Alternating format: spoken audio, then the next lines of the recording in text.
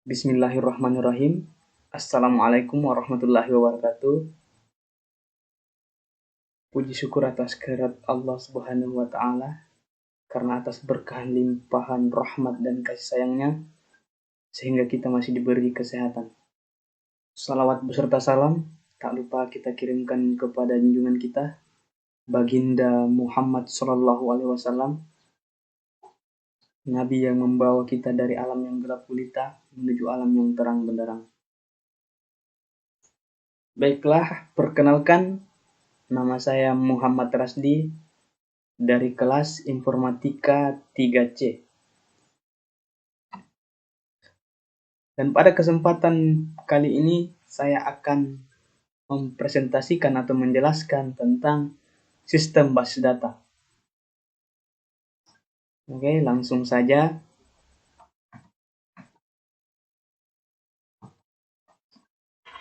Konsep database. Konsep database terdiri dari data. Data merupakan referensi fakta dunia nyata yang mewakili suatu objek atau kejadian yang direkam dalam bentuk angka, huruf, simbol, teks, gambar, atau kombinasinya.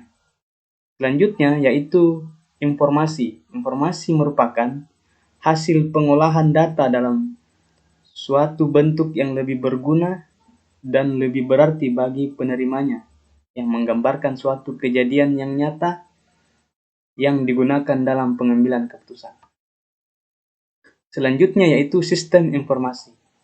Sistem informasi merupakan suatu sistem dalam suatu organisasi yang merupakan kombinasi dari orang-orang, fasilitas, teknologi, media, prosedur-prosedur, dan pengendaliannya untuk menyediakan suatu dasar informasi dalam pengambilan keputusan.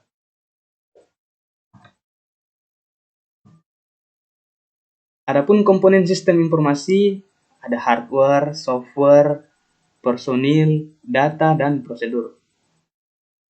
Oke, selanjutnya adalah basis data. Basis data merupakan kumpulan dari item data yang saling berhubungan satu dengan lainnya, yang diorganisasikan berdasar sebuah skema atau struktur tertentu, tersimpan di hardware komputer dan dengan software digunakan untuk melakukan manipulasi data untuk tujuan tertentu. Mengapa kita perlu basis data? Yang pertama, salah satu komponen penting dalam sistem informasi, karena merupakan dasar dalam menyediakan informasi. Yang kedua, menentukan kualitas informasi, cepat, akurat, tepat, pada waktunya, dan relevan. Informasi dikatakan bernilai bila manfaatnya lebih efektif dibandingkan dengan biaya mendapatkannya. Yang ketiga yaitu mengurangi duplikasi data atau data redundansi. Yang keempat, hubungan data dapat ditingkatkan atau data reliability. Yang kelima, mengurangi pemborosan tempat penyimpanan. Dan yang keenam adalah untuk keamanan. Oke, selanjutnya adalah urutan data. Yang pertama yaitu database. Apa itu database? Jadi database adalah sekumpulan basis data yang tersusun dari beberapa file. Selanjutnya file. Apa itu file? Jadi file yaitu terdiri dari record-record yang menggambarkan satu kesatuan data yang sejenis. Selanjutnya yaitu record. Record merupakan gambaran satu unit data individu tertentu atau kumpulan suatu record membentuk suatu file. Selanjutnya yang keempat, file data atau item. File data atau item mempresentasikan suatu atribut dari suatu record yang menunjukkan suatu item dari data, misalnya nama, jenis kelamin, alamat, dan lain-lain sebagainya. Yang terakhir yaitu karakter. Karakter di sini merupakan bagian terkecil, dapat berupa karakter numerik, huruf, atau karakter khusus yang membentuk suatu item data. Oke, selanjutnya seperti yang saya katakan tadi bahwa karakter adalah bagian terkecil, baik itu karakter berupa angka, huruf, atau karakter khusus yang membentuk suatu item data.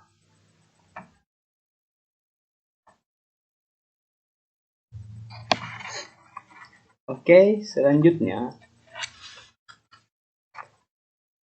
pada intinya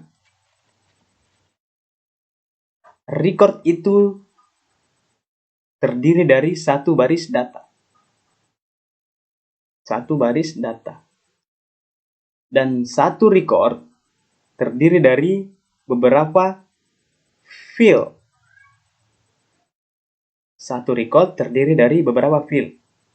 Fieldnya di sini NIM, nama, jenis kelamin, dan umur.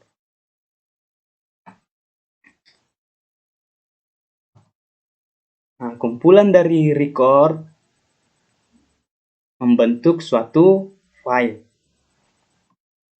Dan kumpulan dari beberapa file membentuk sebuah database. Oke, selanjutnya penerapan. Yang pertama yaitu bidang pemakai. Biasanya kepegawaian, pergudangan, akuntansi, reservasi, layanan pelanggan, dan lain-lain. Yang kedua yaitu organisasi atau perusahaan. Biasanya perbankan, asuransi, rumah sakit, produsen, barang, industri, manufaktur, pendidikan, dan telekomunikasi, dan lain-lain. Oke, materi selanjutnya yaitu sistem basis data. Sekumpulan program yang memungkinkan pengguna basis data untuk membuat dan memelihara suatu basis data disebut Database Management System atau DBMS. Definisinya yaitu sistem software yang multiguna yang menyediakan fasilitas untuk mendefinisikan, membangun, dan memanipulasi basis data untuk aplikasi yang beraneka ragam. Yang pertama, mendefinisikan artinya melibatkan spesifikasi, tipe data, struktur, kendala, atau constraint dari data yang akan disimpan. Yang kedua itu membangun, berkaitan dengan proses penyimpanan data itu sendiri pada suatu media menyimpan yang dikontrol DBMS.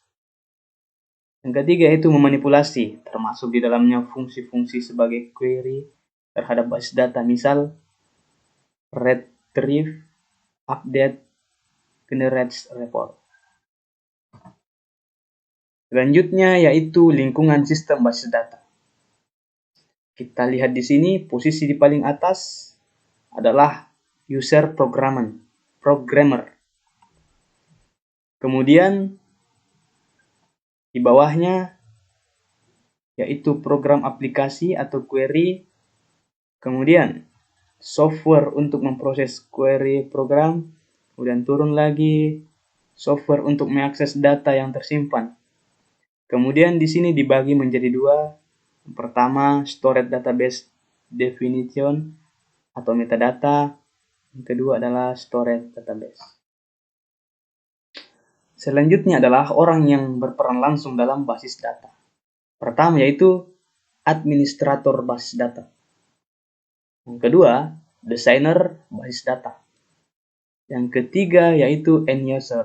End user terdiri dari casual end user atau user mahir, naive, parametric end user atau user umum, sophisticated end user atau user khusus, dan sistem analis and application programmer.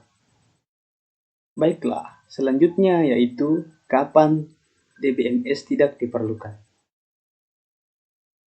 Jadi yang pertama, ketika investasi yang tinggi dalam pengadaan hardware, software, dan pelatihan. Yang kedua, ketika basis data dan aplikasi sederhana terdefinisikan dengan baik dan diharapkan tidak berubah. Yang ketiga yaitu ketika tidak diperlukan multiple multiple access THD terhadap data. Yang keempat yaitu ketika adanya kebutuhan-kebutuhan nyata dari program yang tidak akan terpenuhi akibat dari overhead dari DBMS. Jadi itulah materi yang sempat saya jelaskan. Saya ingin meminta maaf ketika ada kemudian penjelasan-penjelasan yang tidak dimengerti atau dipahami karena keterbatasan ilmu yang saya miliki. Sekian dari saya. Wabillahi taufiq wal hidayah.